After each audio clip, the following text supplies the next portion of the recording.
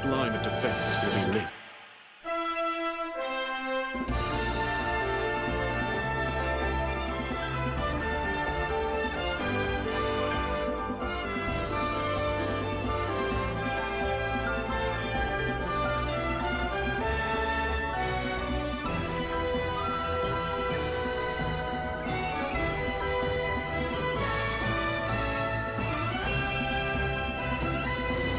Renovating. And I fucking get shot! There's no way! Tears of the Kingdom has been out for a few days, officially anyway, and there's a lot. Leading up to the game's release, there was this huge discourse that I'd inadvertently become a part of concerning Tears of the Kingdom. There were many saying that Tears of the Kingdom was just going to be Breath of the Wild DLC, and that it was the same game. I mean, the developers said themselves that Tears of the Kingdom began development as Breath of the Wild DLC, so they're just squeezing our money and slapping a AAA price on it. There was this whole back and forth between people who don't understand what a sequel is and the cringe Nintendo meat riders who clearly have no taste. Since the game is actually out now, we can finally end the debate. Is Tears of the Kingdom overpriced DLC? No. Is Tears of the Kingdom the same game? Yes, but it's also very different, because that's the nature of a sequel. Still can't believe people don't understand that. To me, playing Tears of the Kingdom is like visiting your hometown after a 5-year absence. You come back and you're like, damn, this building wasn't here before. What happened to my favorite restaurant? The good things come and go, but somehow the annoying guy down the street is still living there. Because the story takes place in the present day and none of that past memory bullshit with Breath of the Wild, I absolutely loathe that they brought the memory system back. I don't know what I expected them to do in replacement while keeping the core gameplay intact, but I didn't want memories. At least for Tears of the Kingdom, the flashbacks make a little more sense and feel relevant to the overall flow of the story instead of a replacement for a story like with Breath of the Wild. The memories in Tears of the Kingdom feels like another story coexisting and feeding into the events happening in the present day. So honestly, I'll give it a pass. Going back to my original point, when I used the scuffed hometown scenario, what I wanted to get across is that the familiarity is what makes Tears of the Kingdom so different. To a player that didn't play Breath of the Wild, this is going to feel like an all-new experience, obviously. Running through this interpretation of Hyrule for the first time, full of content and excitement, and when I say full, I mean full. And to a player that has played Breath of the Wild, it's going to feel like more Breath of the Wild, but it also couldn't be more different. As I've been playing, I found myself comparing Tears of the Kingdom to the Breath of the Wild at every step, and the comparison only serves to strengthen my enjoyment of the game. Just like in Breath of the Wild, there are shrines. However, unlike Breath of the Wild, the shrine puzzles have a general higher quality. The shrines follow the same general principle of utilizing the main abilities that you acquire at the start of the game, but this time the puzzles have a bit more substance, and the combat shrines test not just your ability with a sword and shield, but your ability to use the resources around you to your advantage, giving you the skills that will directly affect your gameplay, since your ability to tap into the world's resources are far more important this time thanks to the fuse ability. One of Breath of the Wild's biggest problem was that the game became too easy too quick.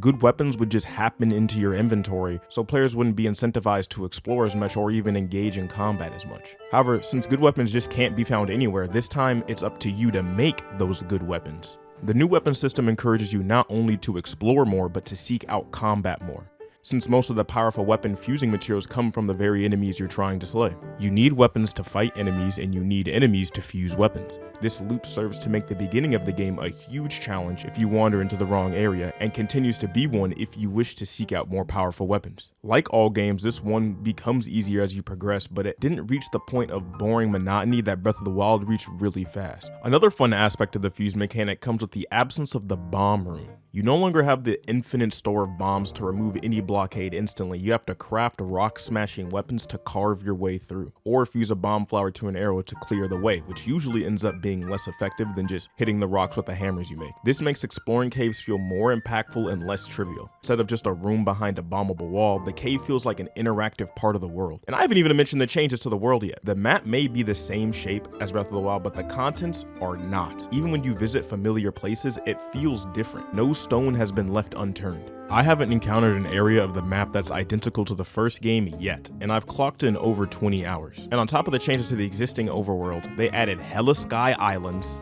caves, and an entire underground system that's damn near the size of the original map. And the underground area is by far my favorite area of the game. The surface and the underground are like two separate worlds entirely. Anyone who's base jumped into the hole before they even knew there was a quest that introduced the underground area, just saying. It even seems like the nature of side quests has changed. There's still the throwaway Bring Me an Apple side quest that existed in Breath of the Wild, but there are also an increased number of side quests with more substance, like the quest to bring the musical troupe back to their former glory, or my personal favorite so far, the connected quest lines of Hateno Village. And I want to go a little in depth on this one. It's a side quest, so it's technically not a spoiler, but just in case, skip to this moment in the video if you want to experience this for the first time on your own.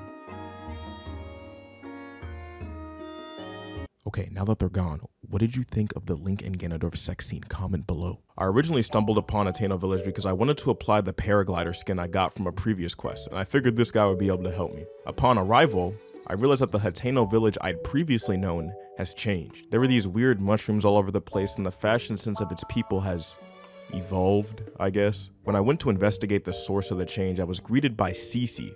Cece has a passion for fashion and wants to spread her influence across Hyrule, much to the dismay of Reed, the current mayor of Hateno Village. Reed is satisfied with the current reputation of the town and wants to maintain the status quo. The two naturally butt heads, and the conflict comes to a climax when Cece announces that she's running for mayor, which splits the town into two factions: the farmers and the old folk who prefer a less flashy, more reserved lifestyle, and the young, hip consumers of Cece's fashion. However, it turns out Cece and Reed aren't so black and white. Despite Cece's love for fashion, she also enjoys some of the more simple, mundane things in life. She especially has a passion for vegetables, something Hateno Village is known for. And Reed has been studying Cece's designs, trying to see if there's a way that he can better connect with the youth of the village, since Cece's managed to do such a good job at it. At the end of the day, just like all the other villagers, Cece and Reed just wanted the village they loved to flourish, and they were able to come to an agreement, allowing both ideologies to coexist, embracing change while not abandoning what makes Hateno Village so great. I loved this storyline. Going around the village and seeing what each villager thought about the changes going on around them not only made these seemingly insignificant characters seem more human, but also breathed new life into the entire town. And speaking of more human, I'm glad that someone finally called Link out about him just walking into random people's houses.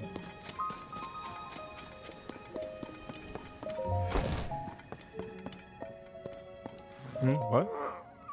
Are you a traveler or something? Because you seem to have traveled your way into my house. This gotta be my favorite interaction with an NPC so far. Seeing Hateno Village change and evolve from Breath of the Wild to Tears of the Kingdom definitely enhanced my enjoyment of this story. But this is also one that can be experienced with no prior knowledge of how the town was in Breath of the Wild. This is easily my favorite side quest between both games. There are also really other good side quests I've done. I really can't get over how much more connected to the world the side quests feel, and I love it. Tears of the Kingdom has proven to be an amazing experience so far, and I can't praise it enough. Even though Tears of the Kingdom has many similarities to Breath of the Wild, it uses the same engine, same map, same Link, some of the same weapons, and even the same general gameplay loop, it still feels fresh. And even though there's so much that's the same, Nintendo was able to give me the feeling of playing Breath of the Wild again for the first time. A feeling that I thought I'd never re-experience it, especially once they said Tears of the Kingdom would inhabit the same map. A lot of the unique and pleasant experiences I had were because I played Breath of the Wild, making the two come together as one. My having played Breath of the Wild didn't limit my enjoyment of the game. It only provided more nuance to the world I already loved. Tears of the Kingdom and Breath of the Wild